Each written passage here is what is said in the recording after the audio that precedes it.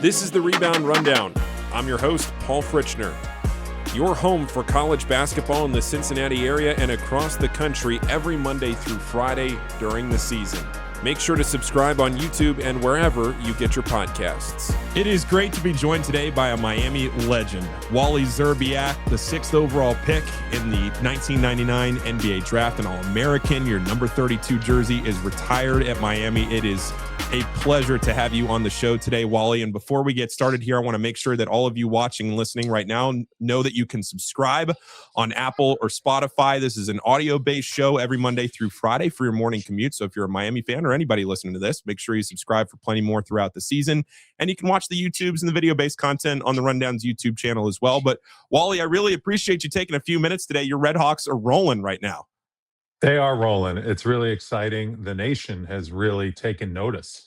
And that's the best thing. Obviously, when you go undefeated, it's a big-time accomplishment. 18-0 is pretty impressive. Only 3 teams left now.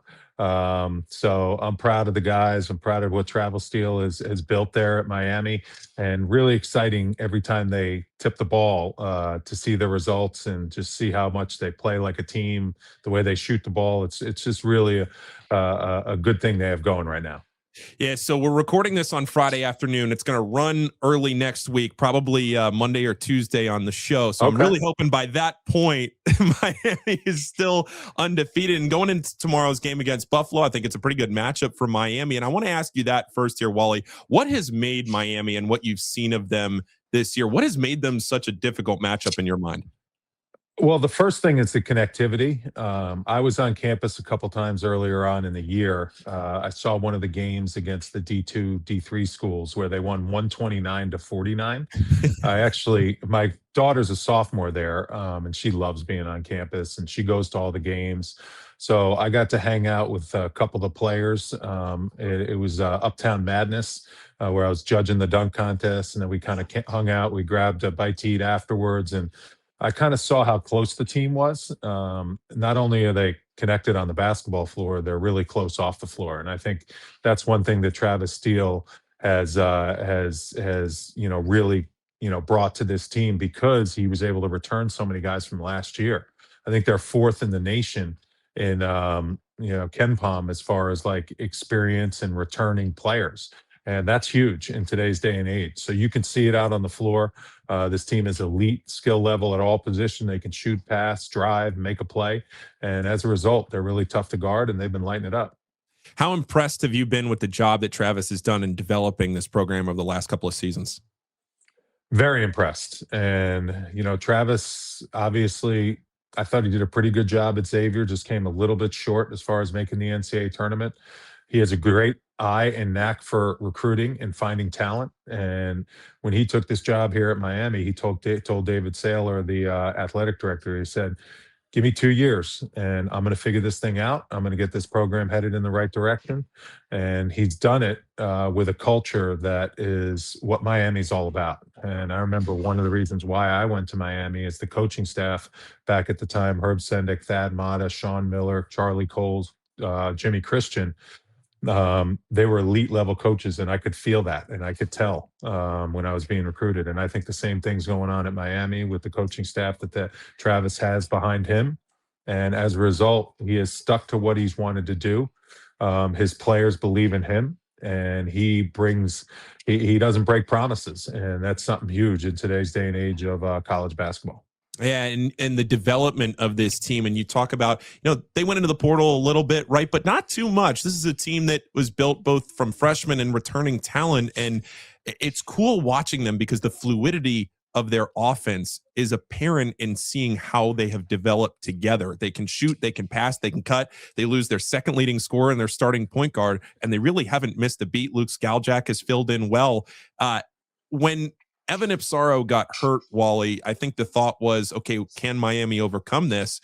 And they're still putting up 100 points a game, and the offense it looks like it picked up right where it left off. It's looked great. Yeah, that was very concerning, and prayers up to Evan. Hopefully he makes a speedy recovery. He's a great kid. He's a great leader. He's a great point guard. He was off to a great start at the beginning of the season, and they obviously miss him. You have to adjust, and that's what great teams and great coaches do. But in the end, if they had Evan as part of this squad, I think then Miami would even be better. So we wish him a speedy recovery. And, but this team has to move forward, and they are. And Luke's doing a great job running the team. Peter's kind of adjusted the way he plays a little bit, handling the ball a little bit more. I think it's good for his development to show that he's not only a shooter. He was way more than that last year, but now he has the ability to be a point forward or a point guard as he moves along in his level of basketball and onto the professional level and in years to come. So I think everyone's made the most out of a tough situation for Evan, and it's exciting to watch this team continue to just gain confidence. And I was with Chris Walker last night in studio, and he was like, man, 18-0, that's really good. And he's like, when the team has that much confidence, they become really tough to beat. I mean, they just believe every time they set foot on the floor. And he's coached all over college basketball and had a great career as far as assistant coaching and head coaching. He said that team's going to be a force to be reckoned with because they just believe every single game they're going to dominate. Yeah, for sure. And how important is it for you and the rest of the Miami alumni? It's such a storied program to see the success in the program, to try and get back to those heights to where you guys were, and to incorporate a lot of, the traditions and the beliefs. And again, just trying to get the program back to that pedestal. It's awesome. It really is. And, I think the alumni has never given up on the program. I think some of the hires that were made the last 10, 15 years, they look like pretty good hires. But the MAC's a competitive league. There are some good coaches in that league. There are some good teams in that league. And some of those teams had a lot of resources. So it was, until Travis kind of took over and kind of came up with a blueprint, stuck to a plan. And I think the fact that David Saylor gave him a little bit of time to implement his system and was patient with him, I think that was very important. And as a result, what they're doing now is very special. I think the alums are so proud to go back to campus. I know there's a big day coming up, January 31st, for Ron Harper when he's going to get his honorary degree. Place is going to be crazy. Place is going to be on fire. And if the Miami team was still undefeated during that game, that's going to be a heck of a game for the students, for all the fans in the area, all over Cincinnati and the tri-state area around there, to go out and watch this team and appreciate how special they are. I was going to ask you, are you going to be back for that? Are you going to be able to get back to a game the rest of this year? I'm going to try. It's going to be hard because weekends I'm busy with CBS. I'll be on network CBS doing games pretty much every weekend the rest of the season. I will be doing some video hits and stuff for their day like that during Alumni Day because I'm there in spirit, obviously. But, because of the Knicks and because of CBS stuff, commitments with work, it's going to be tough to probably get back to campus again. That's why I got back to campus twice for a couple games in the non-conference before the new year started. Yeah, sure. I was hoping I might be able to hear you on one of these, CBS Sports Network games if they might slide you in there to one of the calls of them. We'll see. I mean, I've always said, I know that game was flexed, the UMass game, I think at home. I think it's the 28th. But Yeah. it turns out I have a Knick game that day. So, with my schedule between the Knicks and CBS, I'm pretty much. There aren't any days off in January, February, and March, so it's tough. But I'm there. Maybe I'll be in studio for some of the games that are moved and flexed to Friday nights and stuff like that. I was in studio for a game earlier on this year. It was the UMass game at UMass, so it was fun to talk about the RedHawks. It's always fun. I'm wearing my RedHawk pullover here and representing. Love and honor to everyone out there, all the alums, and they're just doing a great job. Yeah, absolutely. And I want to ask you a couple of more questions here before I let you go, Wally. And first, I want to go back. You mentioned the coaching staff that was there and the names that were part of that coaching staff. And obviously, everybody that follows this program knows the coaches that have come through that university. But to be able to play for that staff and to develop you to have a decade-long career in the NBA, can you just reflect back on what your time at Miami meant to you and then also how it prepared you for the NBA?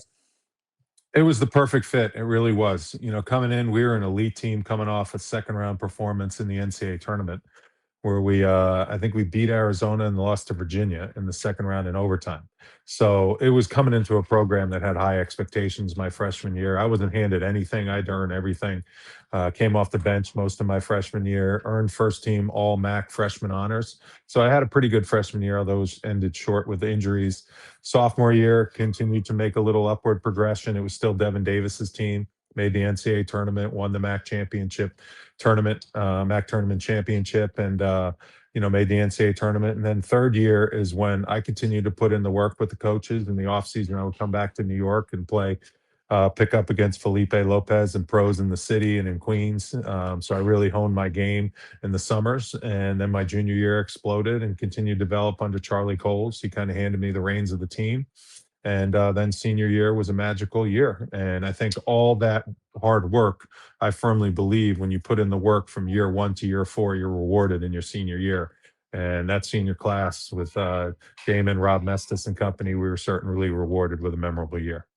You delivered a great message on the hit last Friday on the Toledo game from the CBS Sports Network studios, just kind of encouraging the team, right? A little shout out to the program. Is there any other message that you want to give maybe to the fan base? I know that you're starting to see the fan base embrace this team more and more as the season has gone on and they continue to win games. But, what would be your message to Miami fans listening and watching right now? Well, the first thing is the RedHawks should be ranked, especially if they beat Buffalo. This is enough. I understand their schedule isn't the strongest, but they tried to play whoever they possibly could. Nobody would answer their phone calls, so they had to play the teams in front of them. And the way they're beating them, they should be in the top 25. So that's first and foremost. And the second thing is, I remember back my senior year, we had Millette almost packed every single game. I mean, the fans and the students. I know there's a lot of fun stuff to do on campus, but there's not much more fun stuff than watching a team that's dominating college basketball and is undefeated and is the talk of the nation right now, all over the place. So I think getting the students in that building. I know my daughter is part of a sorority, and she's trying to recruit as many of her sorority friends as she possibly can to come down to those games because she goes to every single one. That would really help this team because the home court advantage makes a big difference. And as this team moves along, they continue to do very special things. And you want to be a part of it as a fan of the Miami RedHawks Love and Honor fan base. Absolutely. Well, Wally Szczerbiak, I really appreciate you taking a few minutes today to talk about Miami and the season they're having. Maybe I'll talk to you down the line, whether it's here on the Rundown again, maybe talking about an NCAA tournament berth for the RedHawks, or whether it's on CBS Sports Network somewhere. Hope to talk to you again soon down the line, Wally. Thank you. You got it, and I'll be keeping an eye out for you on the calls of the games from back at studio here in New York. I appreciate you. Thank you. You got it.